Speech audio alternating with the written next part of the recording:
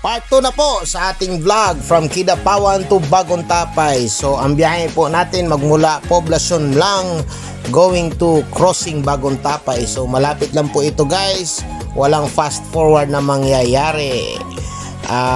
Paalis na po kami nito ng terminal ng Mlang, North Cotabato. Shout out sa itong line supervisor of driver. Katong pero mingan archives katong mga karaan nga mga pictures ilubas ako po.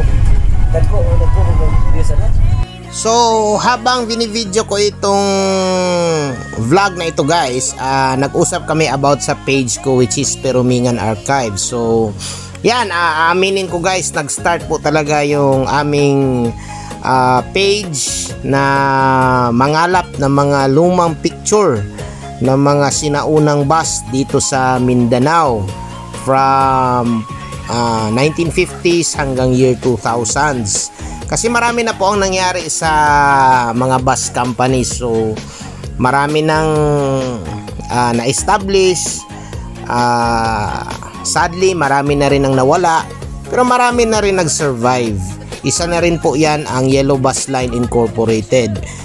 Hindi po natin kalimutan ang mga lumang bus companies like Bachelor Express, Rural Transit, at saka marami pang ibang mga bus companies guys.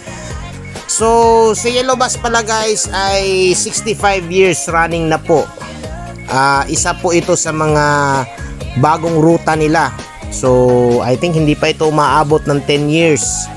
At malaki ang naging impact sa YBL nang binuksan nila ang Kidapawan Line.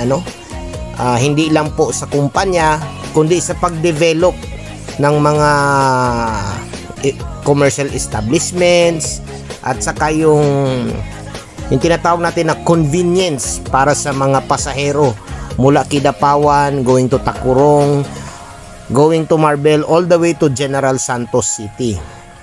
So guys, malapit lang po talaga ang crossing Bagong Tapay mula sa Mlang. Kasi nga yung Mlang kasi malaki po ang sakop niya. Yung boundary niya is Kidapawan, yung kabila naman Makilala. Yung boundary niyan is between doon sa Nueva Vida, kung doon sa Makilala to Tacurong City na highway. So basically ito yung parang flat area ng Mlang. Marami po talagang mga palayan dito guys, kagaya ng mga vlog natin sa Seoul or Sultan Kudarat ika nga. So sa sinabi ko dahil malapit lang, hindi na ako kailangan mag fast forward. At saka guys, may makita kayo through the end of this video, isa ring sikat na vlogger, si Mami Iza of Iza Tracking. Bilib na bilib din ako. Babaeng babae guys ha, pero ang minamaneho isang 10-wheeler wing van na Fuso Super Great. At meron yata din silang gasolinahan doon sa Bukidnon. So shout out na lang po sa kanya. Kasi nung time na vinlog ko to, bumiyahe din siya sa Tulunan. At saka habang nag-i-scroll ako ng Facebook papunta ng Kidapawan, trending yung yung parang mga post niya. Maraming nag-share. So malaking bagay po guys yung nagvo-vlog ng mga ganitong content, mga biyahedor. Isa na rin po yan si Mami Iza. Kasi bihirang-bihira lang po tayo makakita ng babaeng driver. Lalo na yung dala 10-wheeler wing van. At hindi lang yan yung ride lang yan guys ha, na walang laman. Talagang yan, nagne-negosyo yan ng biyahe-biyahe. In-scroll ko din yung kanyang Facebook page. Hindi lang po yung mga content niya, videos. Meron talaga mga pictures na nagdidiskarga siya ng mga yung kinakarga sa kanya. I think mga mais yata yun or agricultural products. Tsaka marami din siyang mga followers. So follow nyo po yung kanyang Facebook page guys. And make sure na kahit mag-like o mag-comment kayo sa mga videos niya. Malaking tulong din yan na sa mga vloggers to give you hindi lang wholesome entertainment. informative entertainment, kasi ang truck driving hindi po talaga biro yan guys. Talagang palakasan ng loob yan, tsaka endurance, kasi nga ano malaki yung dala mo at saka mabigat. So eto, malapit na po tayo sa crossing Bagong Tapay guys.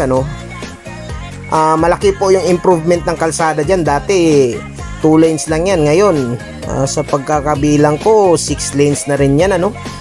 So malaki na po talaga yung improvement ng highway na ito, especially with the ongoing peace and order situation sa North Cotabato and BARM, or Bangsamoro Autonomous Region in Muslim Mindanao. So malaking bagay po na napirmahan yung BBL or Bangsamoro Basic Law. At saka kung napapansin nyo guys, sa mga ibang lugar sa BARM like Sulu, Tawi-Tawi, dati hindi pa nabibisita yan noon ng mga turista. Ngayon kahit anong nationality or kahit anong religion na turista pumupunta doon, kasi marami pala mga beaches doon guys. So shout out po doon. Hindi lang ako makablog doon guys kasi sobrang layo at saka puro barko. And with that, kung makita nyo itong dalawang cell site, malapit na po talaga yan guys sa crossing Bagong Tapay, which is still part of Mlang, pero ang na yan guys, going to Tacurong City. Ang dumadaan pala dito guys, kung hindi yellow bus, is rural transit papuntang Cagayan de Oro, either from Tacurong and Jensan, going all the way to Bagong Tapay, Matalam and Kabakan. So ito na po ang crossing Bagong Tapay guys.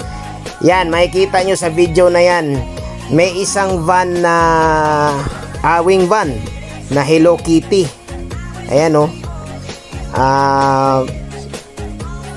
pinag-anoan ng mga tao. Ayan, yan yung truck ni Mami Isa. Kahit ako napaturo Ayan diba? Yan po yung truck niya mga guys. Semento pa yung dala Hello Kitty yan guys. Ayan So nandito na po tayo sa crossing Bagong Tapay, and that ends our journey from Kidapawan City. So shout out po sa driver and conductor ng Yellow Bus Line Aircon 103. Na ba? Na. Sige see you on the next video na lang. Sige, ingat. Halong.